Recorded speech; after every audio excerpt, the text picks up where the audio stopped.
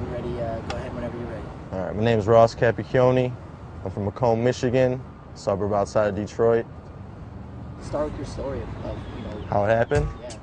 Well, it happened like I was a junior in high school, 17-year-old punk shit. Just doing my thing, skating, hanging out.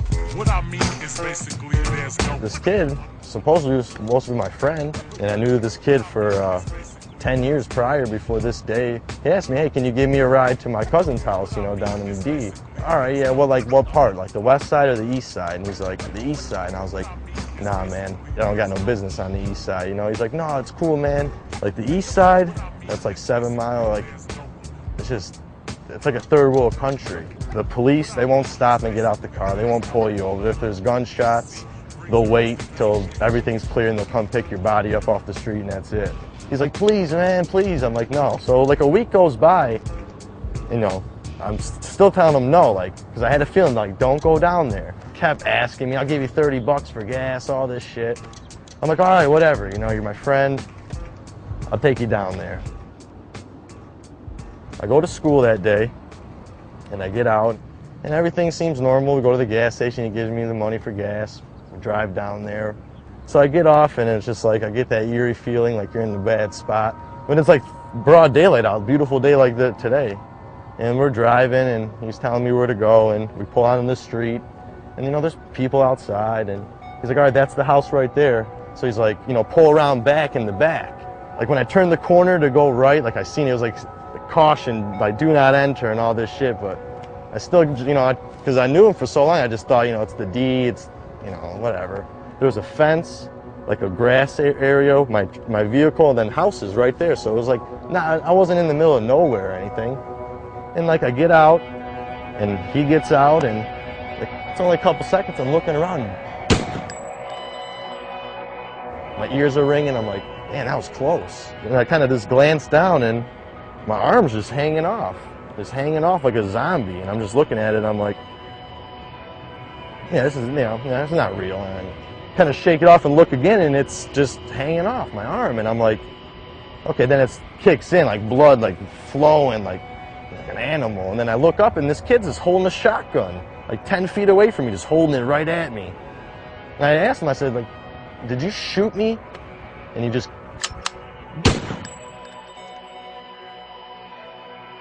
blew a hole in my chest like this big. So after that, I just dropped to my knees. I lost all my air. I couldn't see. I remember being on my on my hands and knees, and I felt the barrel of the gun on my head. I felt this barrel just shaking still on my head, and so I smacked it away. But there was a shotgun, so it sprayed. So it still hit me in the head really good, but it didn't blow my head off like a watermelon, just to pieces. So after that, I got a little sight, and I was like, okay, I'm still moving. I don't know what's going on with my head, but I know I'm alive. And I remember I looked up, and he was just staring at me. And he took the butt of the gun and smashed me in the face with it. Knocks my teeth out.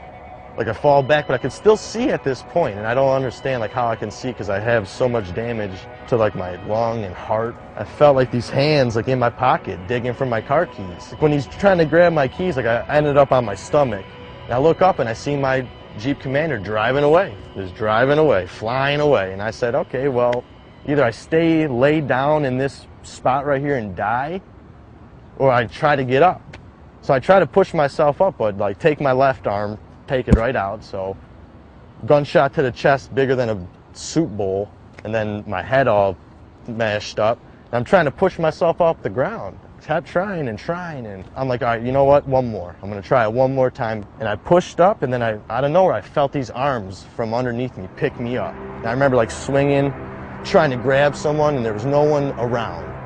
And I was just standing up still, like a drunk, zombie, and I got this like a shove, someone shoved me from behind to go forward. I must have got about 7-8 feet. I just fell straight down. Because I remember I hit the ground on my stomach. I'm like, all right, well, I went as far as I could. This shit's hurting too much. Let me just close my eyes and start relaxing. Sure enough, I closed my eyes and all the pain started going away. And then I'd wake up real fast and be like, this is not right. I just got shot 30 seconds ago. How's the pain stopping? And I'm like, don't worry about it. Go back to sleep. That's a good feeling when you're sleeping. So I'd pass back out a little bit, and then I'd be like dying. And then I'd wake myself up, like my own voice, third person. Hey man, get up man, you're dying. And then like, I did that, and then I heard, hey, hey. And I like started hearing this guy, and he's like running over to me. So when I fell, there was like a probation officer at a stoplight, and he seen me fall out of the woods, like all bloody broad daylight.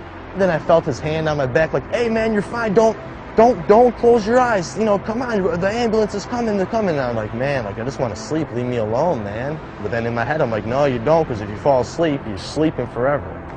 And I remember like getting on the stretcher, and they're putting me in the stretcher, and just like the facial expression of the paramedic was just like, just a stunned look on his face, but in the same time telling me I looked great. I looked beautiful, like you're gonna be fine. And then it just like blacked out, and I went to like I was outside of the ambulance on my skateboard, filming it, like rolling telephoto filming of the ambulance, and the doors open, everyone's panicking, and I see my legs coming out, and like once it gets to my head, blacked out. I was pronounced dead on arrival right there. John Doe had nothing on me. They said, you know, Doc, this kid's, you know, gone, and Doc said no. You know, I'm here, let me try.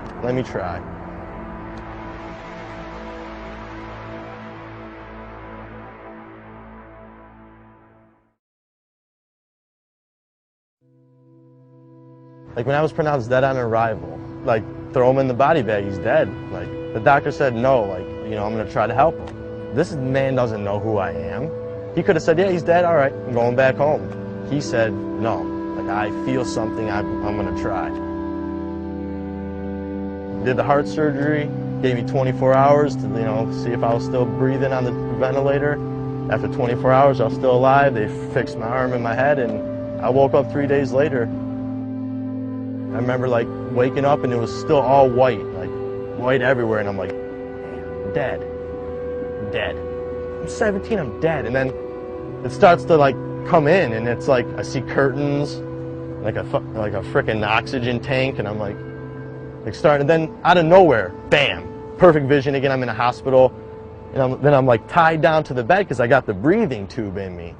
I got this thing pumping air into my lungs, so I start freaking out. There's a nurse there the whole time though. I didn't even notice her because I was all tied down, and I just hear screaming like, he's awake, he's awake.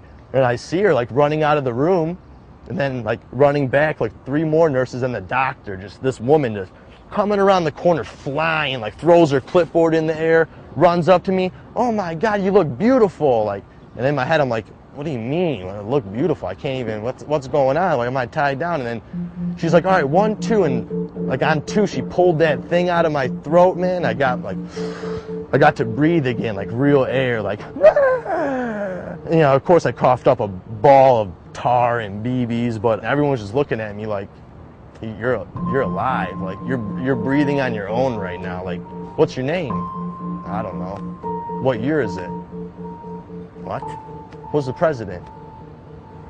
Huh? Is there any way we could contact anyone you know with a phone number? I was like, 2-7. Out of anything, my name, anything, the year, only thing I remembered after that was my father's phone number. For 3 days, my family didn't know. My father was outside, like, spraying out the garage, and he got the phone call from the hospital saying, I think we got your son, he's been shot, but he's alive.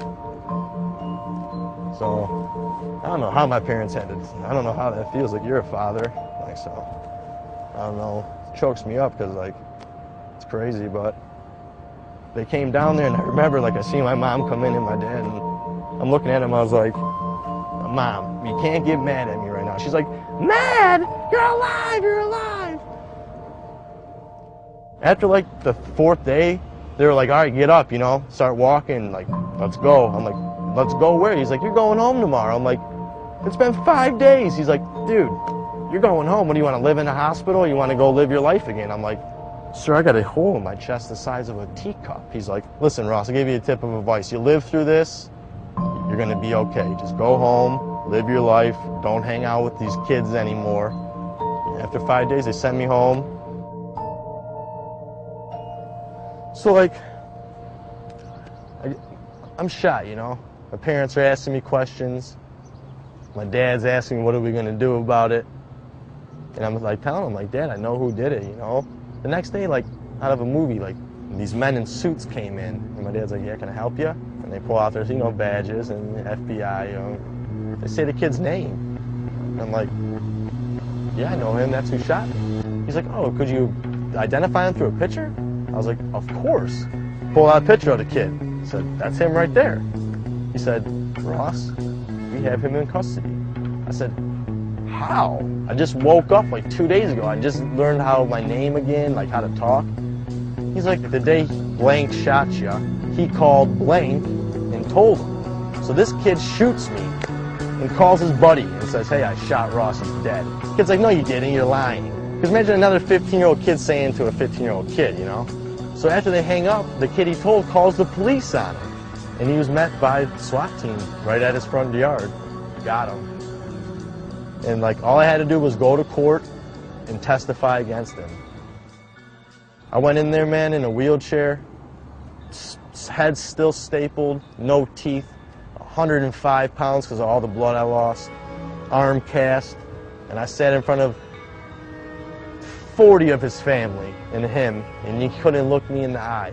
He had his head down the whole time, and I had to tell my story like this to everyone. That was the first one.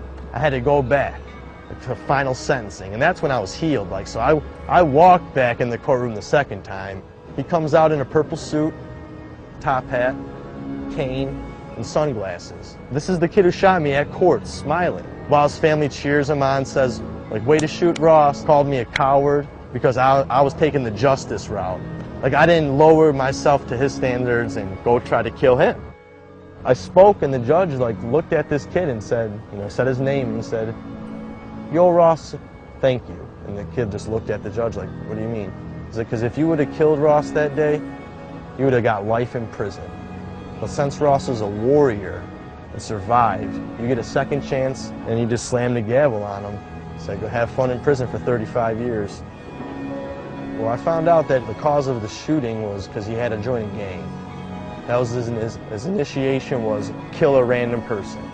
He had to pick someone, so he just thought I would be the guy to pick. Yeah, that happened in 2007. Been about 4 years. And I'm telling you, the first two were the hardest. It gets hard, like waking up and knowing like someone tried to like shoot you down. You got to get through that every day. Like seeing people. Like I get on a bus, public bus, I'm freaking out the whole time. Like I don't trust anyone on the bus.